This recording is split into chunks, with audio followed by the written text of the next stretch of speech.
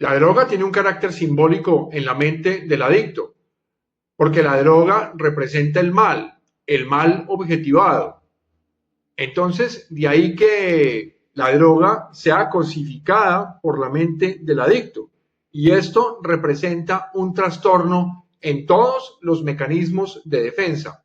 La realidad es que la enfermedad de la adicción afecta todos los mecanismos de defensa, la negación, la racionalización y por supuesto la idealización. En este caso, cuando el adicto convierte a su droga favorita en símbolo, hay un verdadero trastorno en el mecanismo de defensa de la idealización. El adicto tiene una mente mórbida y en su proceso de idealización, el adicto convierte a su droga favorita en el mal objetivado. Pero ese mal es preferible al mal interior, porque el adicto tiene la capacidad de observarse a sí mismo y al intentar indagar en su interior se da cuenta que ahí existe un monstruo, que hay una bestia latiendo. Por eso busca su droga favorita, sea licor, cocaína, marihuana, fentanilo, lo que sea, porque esa droga tiene la potencia de apaciguar su mal interior. De modo que, aunque el adicto sabe que la droga es mala, ella tiene el poder de aliviar el contacto con ese mal que percibe en su interior. Y es por esto que el adicto le confiere a su droga cualidades mágicas y medicinales, porque esa droga tiene el poder de anestesiar el contacto con lo que él percibe, el gran monstruo de su interior. Como el adicto se siente incapaz de curar su mal interior, la droga de su predilección sí tiene el poder de aplacarlo. De este modo es que si al adicto se le suspende la ingesta de su droga favorita, va a tener accesos potentes de agresividad, ataques de ansiedad, ataques de pánico. Y en el caso de los alcohólicos, va a sufrir delirium tremens. En el trastorno mental de la adicción, los adictos sufren de un miedo extraordinario. Y todos los mecanismos de defensa, especialmente la negación y la idealización, les lleva a percibir un mundo que es hostil, un mundo, una realidad que es esencialmente mala. El adicto se crea así una mentalidad del autoengaño, porque piensa que el mal es externo y no asume que el mal es interior. De este modo, al pensar que el mal es externo, se autoengaña diciéndose que puede controlar la dosis de su droga a voluntad. La persistencia de esta obsesión por el control es insólita y es una de las obsesiones más difíciles de erradicar de la mente del adicto. Y esa persistencia de esa obsesión por el control se puede extender incluso a su mundo familiar e inclusive en sus interacciones sociales.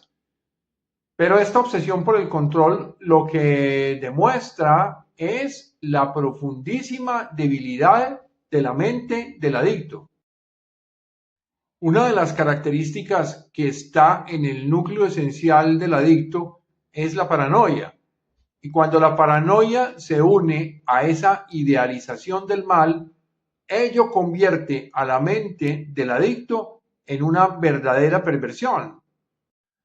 En los arcanos de su mente, el adicto idealiza el mal y guarda un secreto íntimo de mucha raigambre en su corazón, y es que de algún modo el mal termine triunfando sobre el bien. Al adicto le gusta romper tabúes y el adicto es feliz rompiendo todo lo que esté prohibido, traspasando las fronteras de lo legal, de lo lícito, de lo políticamente correcto. Por eso el adicto convierte al mal en el paroxismo de su goce, en la fuente más sublime para su placer egocéntrico. Entonces la cabeza retorcida del adicto convierte el bien en el mal y el mal en el objetivo a conseguir, a idolatrar. De ahí surge la perversión explícita en la mente del adicto. La droga para el adicto es un tóxico que en realidad lo aliena, lo destruye y lo mata. Y sin embargo, su mente pervertida la convierte en algo bueno, en algo que puede llegar a entronizar como el máximo y oscuro objeto de su deseo. Si la droga está revestida de bondad, ello demuestra a las claras el carácter pervertido de la mente del adicto. Porque si la droga es un medio para la liberación y el desfogue de sus represiones y de sus inhibiciones, al ser un tóxico, ello demuestra que la compulsión del adicto lo está llevando directamente hacia una suicida morbidez. Entonces, al trastocar el bien por el mal, la personalidad del adicto lo que está haciendo es caer en el autoengaño. Y al autoengañarse se autodestruye con su comportamiento en el que lo bueno en realidad es lo malo. Esta confusión entre el bien y el mal es típica de la enfermedad de la adicción y muestra a las claras la gravedad de su trastorno de personalidad. Porque la realidad es que solo una mente trastornada y mórbida puede darle valor a un tóxico que lo está destruyendo y que le está agostando los valores y las mejores experiencias de la vida. La entrega melancólica, el masoquismo inherente a su trastorno de personalidad y el constante hundimiento en estados depresivos de la mente muestran la debilidad esencial de la personalidad del adicto. La adicción tiene una relación directa con la psicología del abandono y de la marginación social, así como también con la pobreza mental. Cuando el adicto pertenece a un grupo, teme inconscientemente dejar de hacer parte del grupo, porque él considera que el grupo le brinda protección. En su mentalidad regresiva, el grupo representa el regreso al útero materno, del cual el adicto va a beber de su líquido amniótico. El adicto sobrevalora su droga favorita porque considera que es la cura interior para su mal. De manera inconsciente, transfiere todos sus valores hacia la droga de su predilección.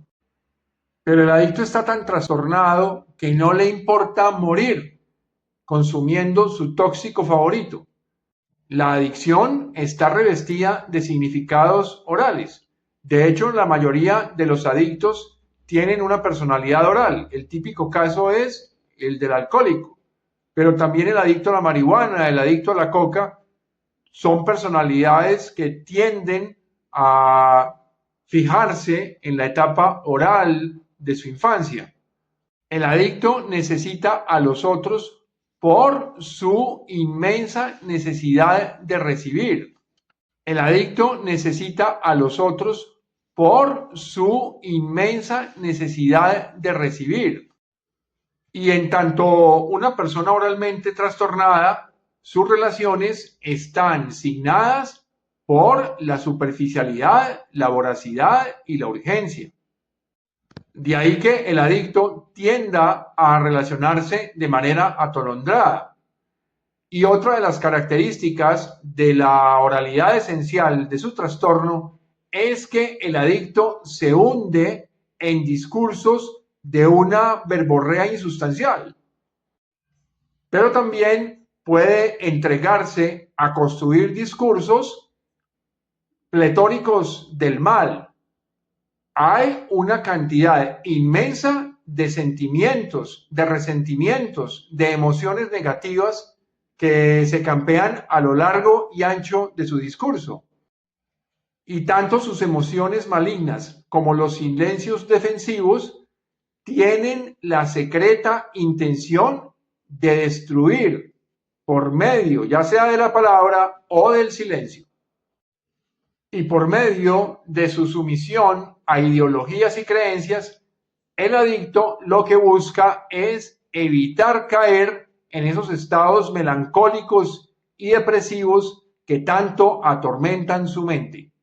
Como el adicto odia experimentar ansiedad, depresión, tensión y frustración, entonces se zambulle en su dosis favorita, en los efectos de su droga.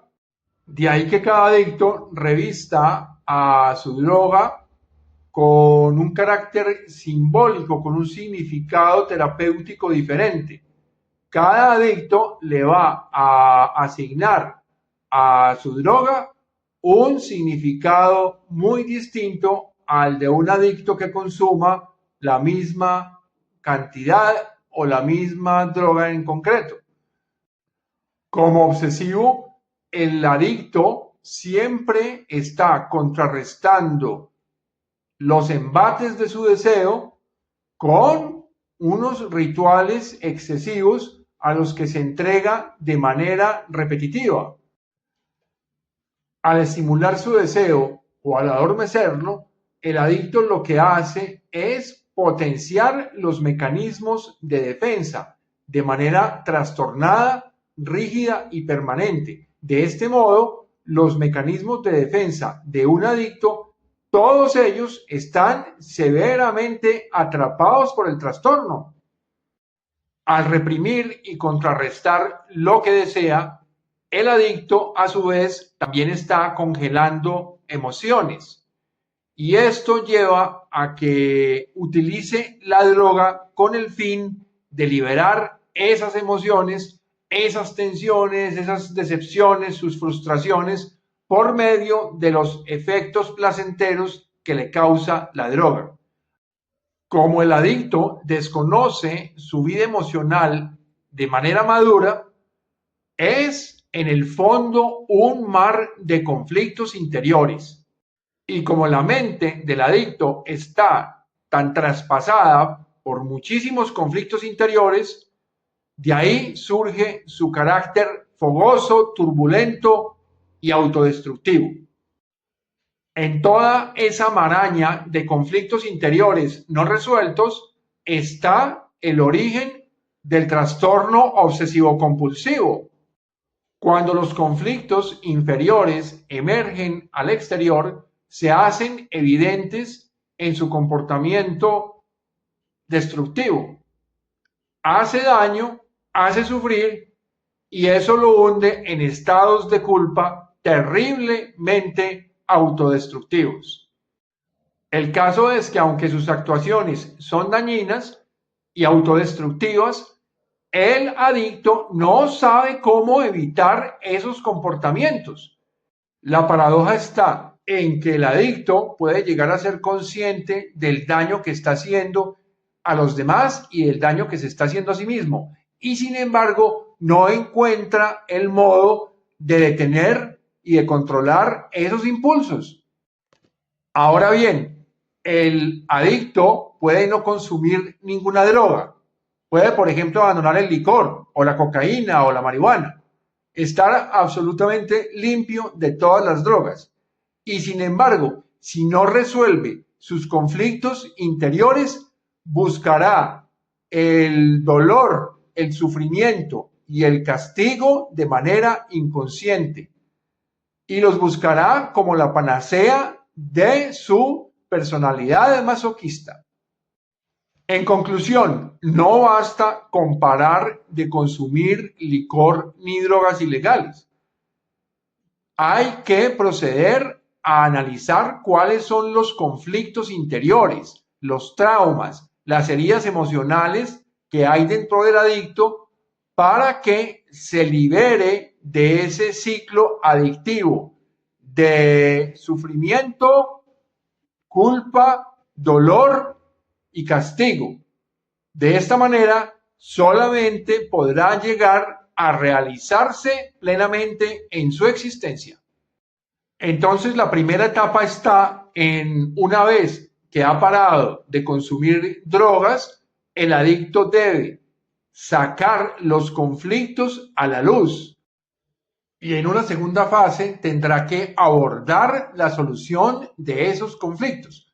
Toda esa marejada de conflictos, aún sin consumir drogas, puede convertirle la vida al adicto en un infierno, permeada por la culpa, por el sufrimiento, por la necesidad de castigo. Y de este modo, al darle un tratamiento integral a sus conflictos, podrá avanzar hacia una vida mejor.